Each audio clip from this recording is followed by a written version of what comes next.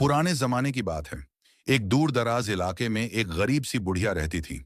एक दिन वह सीधा शहर के सुल्तान सुलेमान खान के दरबार जा पहुंची। ना कोई जानता था कि यह बुढ़िया वाकई आम औरत है या कोई जादू जानने वाली। बुढ़िया ने सुल्तान के सामने आकर कहा, ए मेरे मौला, मैं एक बेसहारा औरत हूं। रोजी कमाने के लिए रेत देखती हूं और सितारों का हाल बताती हूं, मगर लोग मुझे जादूगरनी और झूठी कहकर मारते पीटते हैं। हालांकि मैं इन सब बातों से पाक हूं। आज मैं तेरी पनाह में आई हूं, शायद तू मेरी फरियाद सुन ले। सुल्तान सुलेमान खान को यह सुनकर रहम आया और फौरन मुनादी को हुक्म दिया कि बाजारों में ऐलान करें, जो कोई इस बुढ़िया को सताएगा उसे सख्त सजा दी जाएगी। कुछ दिनों बाद वही बुढ़िया फिर दरबार आई और दरबान से कहा कि सुल्तान से मिलना चाहती है। जब वह अंदर पहुंची तो सुल्तान ने पूछा, अब क्या हाजत है? बुढ़िया ने कहा, ए मेरे सुल्तान, मैं तेरे एहसान के बदले एक तोहफा लाई हूं। सुल्तान मुस्कुराकर बोला, क्या बादशाहों को भी हदियों की जरूरत होती है? मगर बुढ़िया बाजद रही और कहा, यह तोहफा तुझे दुनिया के अक्लमंद तरीन बादशाहों में बना देगा। यह सुनकर सुल्तान चौंक गया। बुढ़िया ने खजूर की झाल की बनी टोकरी आगे रखी, जिसमें एक बहुत बड़ी मछली थी। उसने कहा, इसे अपने हाथ से पकाकर खाना, किसी और को ना देना, वरना जो इल्म और हिकमत इससे मिलेगी वह दूसरों में भी बढ़ जाएगी। सुल्तान ने उसकी बात को मजाक समझा, मगर वादा कर लिया। बुढ़िया जाते वक्त फिर याद दिला गई, वसीयत ना भूलना, वरना नुकसान उठाओगे। सुल्तान ने मछली देखी और सोचा, अगर यह बुढ़िया सच कह रही हो तो फिर उसने अपने खास खादिम गुलाम दीन को बुलाया और कहा, इसे पका, मगर खबरदार, अगर इसमें से कुछ खाया तो तेरा सर कलम कर दूंगा। गुलाम दीन हैरान हुआ। सोचा, ये मछली पकवाने के लिए शाही बावर्ची क्यों नहीं दी गई? मगर हुक्म था, इसलिए चुपचाप काम करने लगा। जब मछली को साफ किया तो उसने देखा कि यह आम मछलियों से बिल्कुल मुख्तलिफ। जब तेल में डाली तो खुशबू सारे बावर्ची खाने में फैल गई। गुलाम दीन अपने आप को रोक ना सका और छोटी सी बूटी तोड़कर छक ली। अचानक उसके कानों में अजीब सी सरगोशियां होने लगी। उसने गौर किया तो एक बिल्ली को मछली के पास बैठे देखा, जो कह रही थी, वाह क्या खुशबू है, मौका मिले तो मैं भी इस मछली का जायका चखूंगी। गुलाम दीन घबरा गया। सोचा, यह कैसे मुमकिन है कि बिल्ली बात करे, मगर फिर मुस्कुरा दिया और समझ गया कि मछली वाकई गैर मामूली है। उसने अपनी गलती छुपाने के लिए मछली पर मसाले और आटे की तह लगाकर दोबारा तल दिया, ताकि सुल्तान को कुछ शक न हो। जब खाने का वक्त आया तो सुल्तान सुलेमान खान ने वो मछली बड़े शौक से खाई और कहा, गुलाम दीन, घोड़े तैयार करो, हम आज जंगल की सैर को निकलते हैं। दोनों अपने घोड़ों पर सवार होकर निकले। जंगल पहुंचे तो अचानक गुलाम दीन ने सुना कि उसका घोड़ा दूसरे घोड़े से कह रहा है, कितना अच्छा लग रहा है खुली फिजा में दौड़ना। अस्तबल में कैद होकर दिल घबरा गया था। सुल्तान के घोड़े ने जवाब दिया, सच कहते हो, मगर अफसोस, हम आजाद नहीं हो सकते। अगर मैं जरा सा भी तेज दौड़ा तो यह शख्स जमीन पर गिरकर चिकनाचू हो जाएगा। यह बात सुनकर गुलाम दीन जोर से हंस पड़ा। सुल्तान ने चौंक कर पूछा, बता किस बात पर हंस रहा है? गुलाम दीन ने झिझकते हुए कहा, जहां पनाह एक पुरानी बात याद आ गई थी, इसलिए हंसी निकल गई। लेकिन सुल्तान के दिल में शक बैठ गया। वो सोचने लगा, क्या गुलाम दीन वाकई घोड़ों की बातें समझ गया है? सुल्तान सुलेमान खान के दिल में शक बैठ गया था कि गुलाम दीन ने यकीनन मछली में से कुछ खाया है। वह बार बार बुढ़िया की वसीयत याद करता और दिल ही दिल में करता रहा। जब दोनों वापस महल पहुंचे तो सुल्तान ने गुलाम दीन को हुक्म दिया, खाने की तैयारी करो और मेरे करीब खड़े होकर यह पानी का प्याला थामे रखो, जब तक मैं खाना लूं। गुलाम दीन खामोशी से हुक्म बजा लाया। उसी दौरान दो परिंदे महल के हॉल में आ घुसे। उनमें से एक की चोंच में सुनहरी बाल की एक लत थी। वो दूसरे परिंदे से बोला, यह देख, यह बाल उस शहजादी का है जिसके बाल सोने जैसे हैं। दूसरा परिंदा वो लत छीनने लगा, मगर वो हाथ से छूटकर जमीन पर गिरी और ऐसी आवाज निकली जैसे कोई सोने का सिक्का गिरा हो। गुलाम दीन के हाथ से पानी का प्याला छूट गया और वह हड़बड़ाकर पीछे हट गया। सुल्तान ने तेज निगाहों से उसे घूरा और कहा, अब ना इनकार कर सकता है ना बच सकता है। तूने जरूर मछली खाई है, वरना परिंदों की बातें कैसे समझ सकता है? गुलाम दीन कांपता हुआ जमीन पर गिर गया और हाथ जोड़कर माफी मांगने लगा। जहां पनाह गलती हो गई, शैतान ने बहका दिया, मुझे माफ फरमा दीजिए। मगर सुल्तान ने तलवार खींच ली। जैसे ही वो वार करने ही वाला था, उसकी नजर जमीन पर पड़ी हुई सुनहरी लट पर जा ठहरी। वो रुक गया, चौंक कर उसे उठाया और रोशनी की तरफ देखा। वह बाल सूरज की किरणों की तरह जगमगा रहा था। सुल्तान ने कहा, गुलाम दीन, अगर सुनहरी लट की मालिक शहजादी को ढूंढ लाया तो तेरी जान बख्शी कर दूंगा, वरना तेरा सर काटकर महल के दरवाजे पर लटका दूंगा। गुलाम दीन मजबूरन उठा। सुल्तान से कुछ ज्यादा और अशरफी अली घोड़े पर सवार हुआ और सफर पर निकल खड़ा हुआ। वह दिन रात वादियों, सहराओं और जंगलों में सरगर्दा फिरता रहा। कई दिन की भूख, प्यास और थकन ने उसे तोड़ डाला। आखिर एक रात उसने दिल ही दिल में तौबा की और कहा, अगर इस बार जान बच गई तो कभी दूसरों की चीज को हाथ नहीं लगाऊंगा। उसी दौरान उसने देखा कि एक दरख्त के नीचे आग भड़क उठी है। करीब जाकर देखा तो वह आग चींटियों के बड़े घोंसले तक पहुंच रही थी। हजारों चींटियां अपनी बच्चियों को बचाने के लिए इधर उधर भाग रही थीं।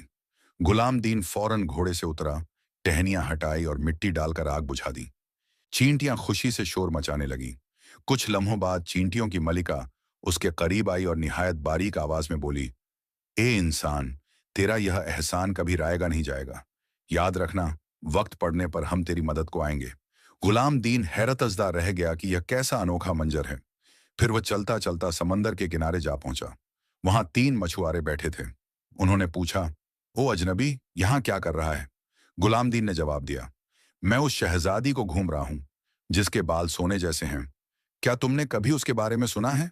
वो मछुआरे एक दूसरे को देखकर मुस्कुराए और कहा, हाँ, हम तुझे उसका पता बताते हैं। हमारी कश्ती पर आ बैठ, हम तुझे उस तक पहुंचा देंगे।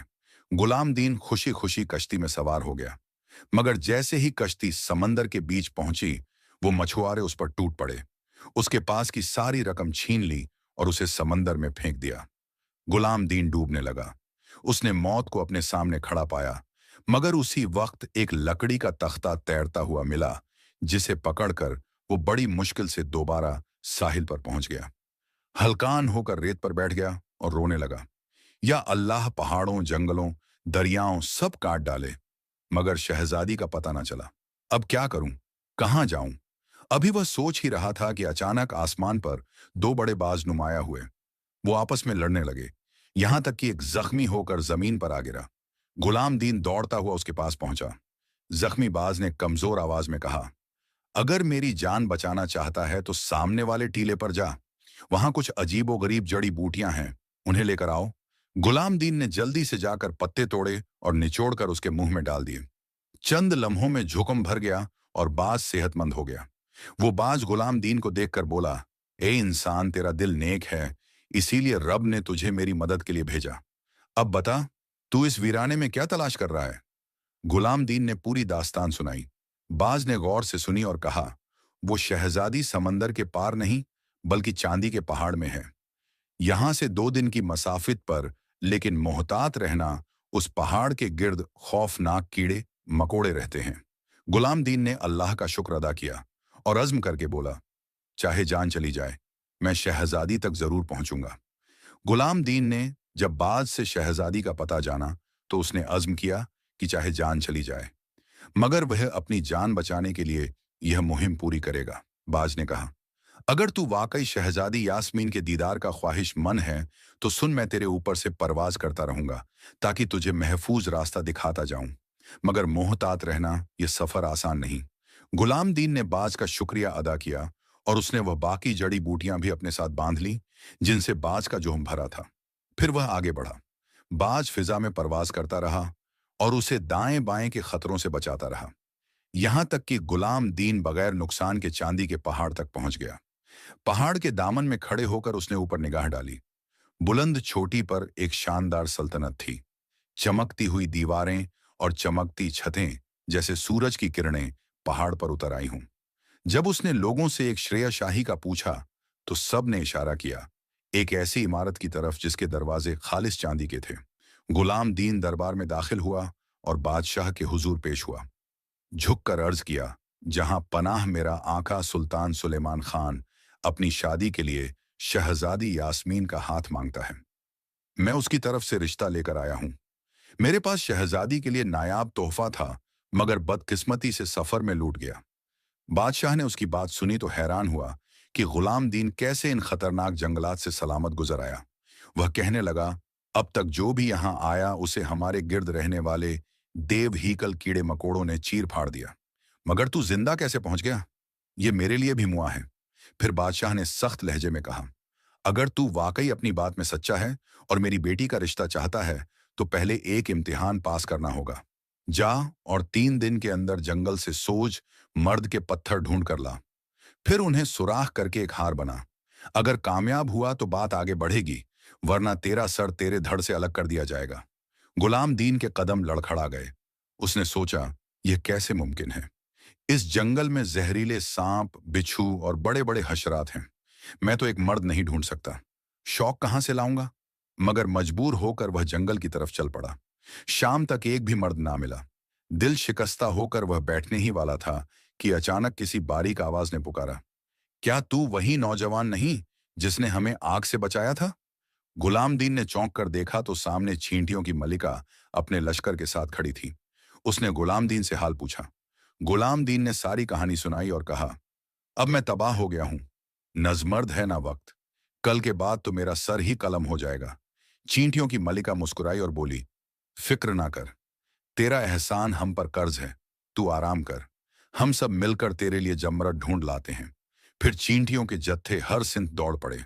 जहां कहीं जमरद का पत्थर मिलता, वह फौरन उसे लाकर अपनी कारकुन चींटियों को देते, जो निहायत बारीक हुनर से उन्हें सुराग कर देती। 2 दिन की मेहनत के बाद तीसरी सुबह जब गुलाम दीन वापस आया तो उसके सामने सुज मर्द का एक निहायत हसीन हार रखा हुआ था। वो हैरत और खुशी से रो पड़ा और चींटियों की मलिका का शुक्रिया अदा किया। वो हार लेकर बादशाह के पास गया। बादशाह ने जब देखा तो दम ब खुद रह गया। उसने कहा, मैं मानता हूं कि तू वाकई गैर मामूली शख्स है। यह हारना इंसान बना सकता है न जिन। मैंने यह शर्त सिर्फ इसलिए रखी थी कि जो भी मेरी बेटी यास्मीन का रिश्ता मांगे उसकी अजमत और काबिलियत साबित हो जाए, और आज तूने यह साबित कर दिखाया। उसी रात बादशाह ने शानदार दावत रखी। दरबार में अमीर वज्र, सरदार व शहजादे सब जमा हुए। जब सब बैठ गए तो कमरा रोशन हुआ और शहजादी यास्मीन चांदी के पर्दे के पीछे से नुमाया हुई। उनके सुनहरे बाल झलक रहे थे, जैसे सूरज की किरणें बिखर रही हों। गुलाम दीन ने पहली बार शहजादी को देखा तो दम बक रह गया। वो इतनी हसीन थी कि हर देखने वाला सशस्त्र रह गया। शहजादी भी गुलाम दीन को देखकर मुस्कुरा दी। उसके चेहरे की मासूमियत और बहादुरी ने उसे दिल ही दिल में भा लिया। बादशाह ने सबके सामने ऐलान किया, यह नौजवान दूर दराज मुल्क से आया है। उसने वह कारनामा कर दिखाया जो ना किसी इंसान ने किया न जिन ने। अब यह मेरी बेटी यासमीन के निकाह के लायक है। पूरे हॉल में तालियां बजने लगी। गुलाम दीन को जैसे नई जिंदगी मिली। मगर शहजादी यास्मीन के दिल में यह ख्याल भी जागजीन हो गया कि गुलाम दीन सिर्फ पैगाम लाने वाला है और जिसके लिए यह रिश्ता आया है वह सुल्तान सुलेमान खान है। इस ख्याल ने उसके दिल में एक अजब कशमकश पैदा कर दी। यास्मीन बड़ी गौर से गुलाम दीन की पूरी कहानी सुनती रही। उसकी आंखों में हैरत और दिल में मोहब्बत बढ़ती गई। आखिरकार उसने नरमी से कहा, गुलाम दीन, तुम क्यों ना हमारी सल्तनत ही में रह जाओ। हम दोनों निकाह कर लें और यहीं अपनी जिंदगी बसर करें। गुलाम दीन ने आजी से जवाब दिया, मैं तो एक खादिम हूं। शहजादों और बादशाहों जैसा मुकाम मेरे पास कहां। आलिया यास्मीन मुस्कुराकर बोली, एक गुलाम दीन मर्द अपने अमल से पहचाना जाता है, अहदे या लिबास से नहीं। तुम्हारे अंदर की सच्चाई और बहादुरी ही तुम्हें सबसे बड़ा बनाती है। यह सुनकर गुलाम दीन का दिल भी पिघल गया। वह जानता था कि यास्मीन के दिल में उसके लिए मोहब्बत जंग ले चुकी है। जब काफिला सल्तनत के करीब पहुंचा तो यास्मीन ने धीमी आवाज में कहा, जान लो गुलाम दीन कि मेरा दिल सिर्फ तुम्हारा है। अगरचे तकदीर मुझे किसी और के साथ बांध दे, मेरा दिल हमेशा तुम्हारे नाम रहेगा। सल्तनत पहुंचकर सुल्तान ने शहजादी को देखा तो उसके हुस्न से दंग रह गया। मगर यासमीन ने अपने दिल पर बोझ महसूस किया, क्योंकि सुल्तान मोटा ताजा और खाने पीने में गिरक रहने वाला शख्स था। वह तन्हाई में अपने कमरे में जाकर रोने लगी और खाने पीने से इनकार कर दिया। उधर सुल्तान ने गुलाम दीन को हुक्म दिया, बाग से कुछ मीठे संगतरे लाकर दो। लेकिन उसने खुफिया तौर पर अपने एक सिपाही को इशारा किया कि गुलाम दीन को रास्ते ही में खत्म कर दो। जब गुलाम दीन बाग में दाखिल हुआ तो सिपाही ने अचानक पीठ में खंजर घोंप दिया। गुलाम दीन चीख कर जमीन पर गिर पड़ा। यासमीन ने महल की बालकनी से यह मंजर देखा तो दिल दहल गया। सिपाही वहां से भाग गया। यास्मीन दौड़ती हुई बाग में पहुंची। अपने पास रखी हुई जादुई पौधे की पत्तियों का रस निचोड़कर गुलाम दीन के लबों में डाला। अल्लाह के हुक्म से गुलाम दीन की आंखें खुल गईं और जख्म फौरन भर गए। अब वो पहले से भी ज्यादा परखिश और वजीर लगने लगा। यास्मीन ने कहा, आओ गुलाम दीन, हम भाग निकलते हैं इस जालिम सुल्तान के चंगुल से पहले कि वो हमें पकड़ ले। मगर जैसे ही वह दरवाजे तक पहुंचे, सुल्तान अपने लश्कर के साथ सामने आ गया। उसने गुस्से में कहा, यह कैसे मुमकिन है कि तुम जिंदा हो? जरूर यह लड़की जादूगरनी है। मुझे वो जड़ी बूटी फौरन दो ताकि मैं भी जवान और हसीन हो जाऊं। यास्मीन ने कहा, मैंने सारी पत्तियों का रस गुलाम दीन को पिला दिया है, अब कुछ बाकी नहीं। सुल्तान ने चीख कर कहा, झूठ बोलती हो, और सिपाहियों को हुक्म दिया कि मुझे जख्मी करो और फिर वहीं दवा पिला दो। चुनांचे एक सिपाही ने सुल्तान को तलवार मारी, मगर जब पत्तियों को निचोड़ा गया तो कुछ भी ना निकला। सुल्तान जमीन पर तड़पता रहा और बला आखिर मर गया। यह मंजर देखकर सिपाही आग बबूला हुए और गुलाम दीन पर हमला करने लगे। इतने में महल की एक खादिमा दौड़ती हुई आई और चिल्लाई, रुक जाओ, ये तुम्हारे नए सुल्तान हैं। गुलाम दीन दरअसल साबिक सुल्तान के छोटे बेटे हैं। उनकी वालिदा महल की बांदी थी, इसलिए पुराना सुल्तान ने उनका वजूद सबसे छुपा दिया था। मगर उनके बाजू पर वही निशान है जो हमारे सुल्तान के बाजू पर था। अब जबकि पुराना सुल्तान मर गया और कोई वारिस बाकी नहीं, तो गुलाम दीन ही तुम्हारा असली सुल्तान है। यह सुनकर सब सिपाही झुक गए और एक आवाज में बोले, जिंदाबाद हमारे सुल्तान गुलाम दीन। कुछ ही दिनों बाद गुलाम दीन का निकाह यास्मीन से हुआ। दोनों का रिश्ता न सिर्फ मोहब्बत पर कायम हुआ, बल्कि इंसाफ और अदल पर भी। गुलाम दीन को अल्लाह ने कई बेटे और बेटियां अता फरमाई। उनकी नस्ल की पहचान सब आंखों वाले शहजादे और शहजादियां बनी। उनके अहद में रियाया खुशहाल हुई।